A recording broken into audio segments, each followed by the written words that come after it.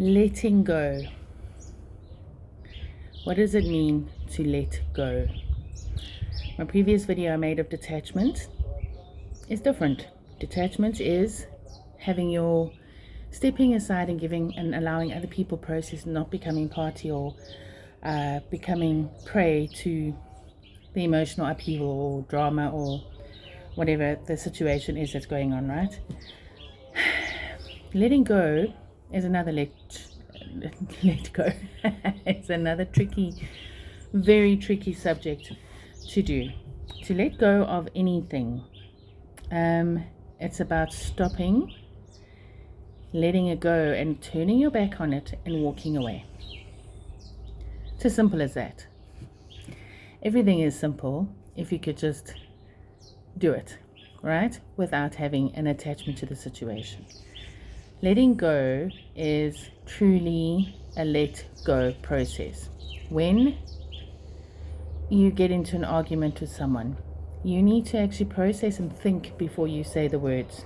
You need to think, is it worth going down the path of the argument?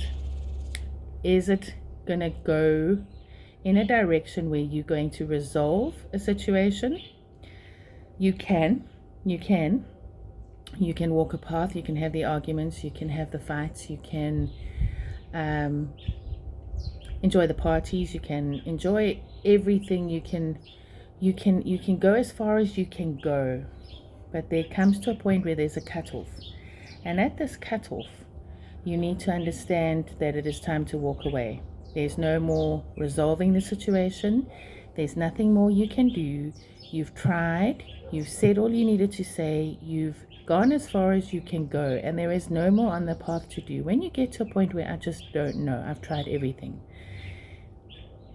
you kind of know when it's time to let go. Is that where you say, okay, it's enough? And it's all in a decision. It's all it is. Coming to the decision is the anticipation of. The anticipation is actually worse than the actual action of the let go. When you decide and you walk away, that's where you have to know you've cut the cord, you've done the let go, and you are going to walk away. Letting go can be anything to a relationship, a parental relationship, a brotherly, sisterly, walking away from your family.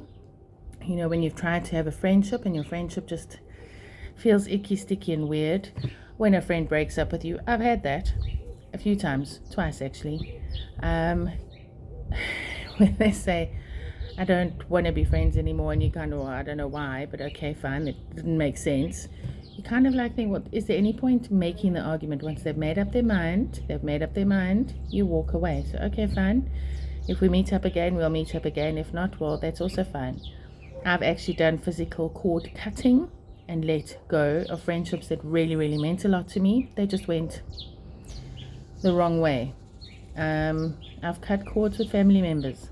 I have cut cords with friends, with old bosses, with many, because you have to just let go. They're not bringing out the best in you.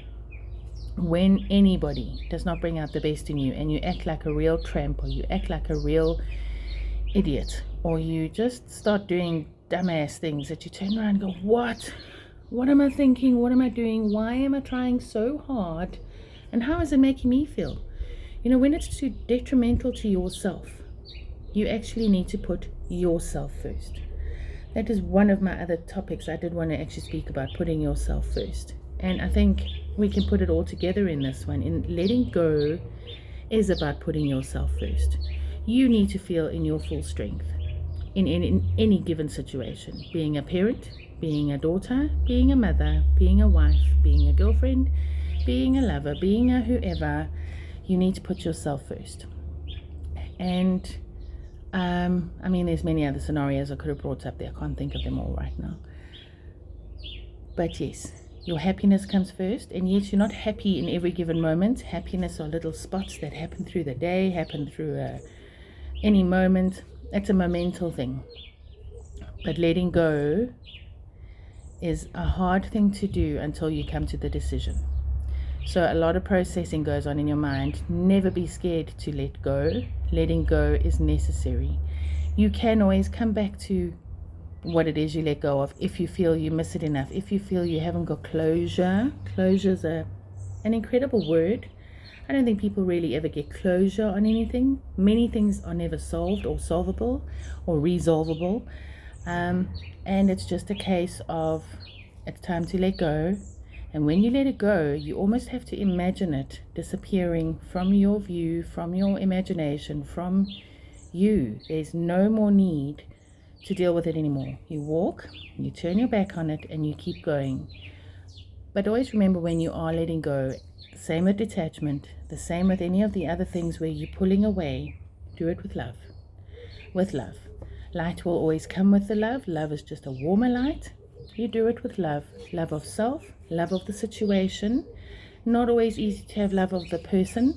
When you are angry, when you are hurt, when they really have hurt you so badly that you just cannot fathom what's actually going on. They don't understand what they've done to you. Many, many times, I don't think a person would go out to hurt you deliberately unless it was something they felt so hurt about.